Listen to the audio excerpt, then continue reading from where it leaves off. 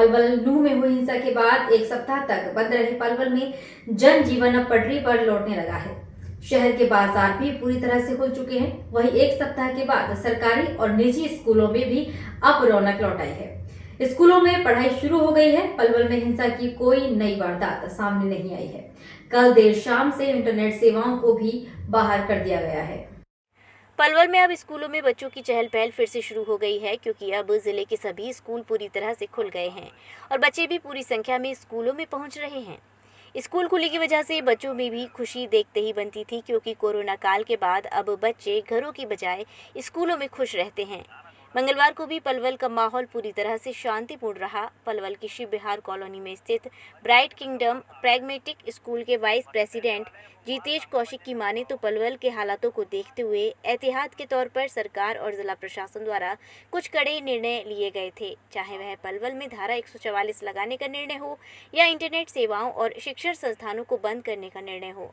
हालांकि जिले में शिक्षण संस्थान और इंटरनेट सेवाएं बंद होने की वजह से बच्चों की पढ़ाई जरूर बाधित हुई थी, क्योंकि इंटरनेट सेवाएं बंद होने की वजह से बच्चों की ऑनलाइन क्लास भी नहीं लग पाई थी।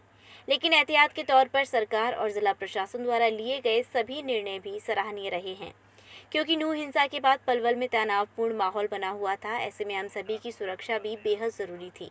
अब पलवल में शांतिपूर्ण माहौल होने के चलते शिक्षण संस्थानों को सोमवार से सुचारू रूप से खोल दिया गया, जिसके बाद स्कूलों में भी रौनक देखने को मिल रही है।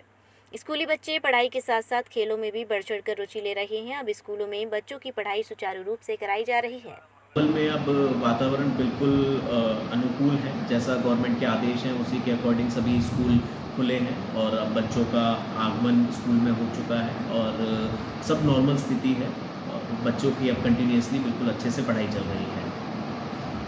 तो बीच में जैसे स्कूल बंद रहे, उसको लेकर किस तरह की परेशानियां शिक्षण संस्थान के सामने आई? बीच में स्कूल बंद थे। स्कूल से रिलेटेड बच्चों को रिलेटेड देखो गवर्नमेंट अपने प्रोटोकॉल बहुत अच्छे से निभा रही थी और वो निभाने भी चाहिए थे, पर इसमें मैं थोड़ा सा बच्चों को ये नुकसान हुआ कि ऑनलाइन, क्योंकि नेट भी बंद था और बच्चों का आगमन भी स्कूल में नहीं हो पा रहा था, तो बच्चों तक वर्क पहुंचने में थोड़ी सी समस्या हुई। बट उससे पहले हमारा सभी का जीवन अनमूल्य है और उसकी सरकार हिफाजत भी करती है और उसकी प्रोटेक्शन के लिए गवर्नमेंट ने जो स्टेप उठाए वो भी सराहनीय थे। इसमें मैं ये नहीं कहूँगा कि इसमें बच्चों का कोई नुकसान हुआ है, क्योंकि बच्चों की सेफ्टी को देखते हुए ही ये स्टेप उठाए गए थे और अब बच्चों का आना स्टार्ट हो गया है कंटिन्यूसली। तो अभी जो भी 2-3 दिन जो बच्चों के स्कूल नहीं लग पाए थे, इसमें अब टीचर्स अपना कंटिन्यूसली थोड़ा एक्स्ट्रा वर्क देके और कंटिन्यूसली प्रॉपर तरीके से पढ़ाई सुचारू रूप से चालू हो चुकी है और थोड़े दिनों में ही सारी चीज़ें रिकवर हो जाएंगी। इसमें कोई समस्या वाली बात नहीं है। मैसेज डिलीवर करना चाहोगे?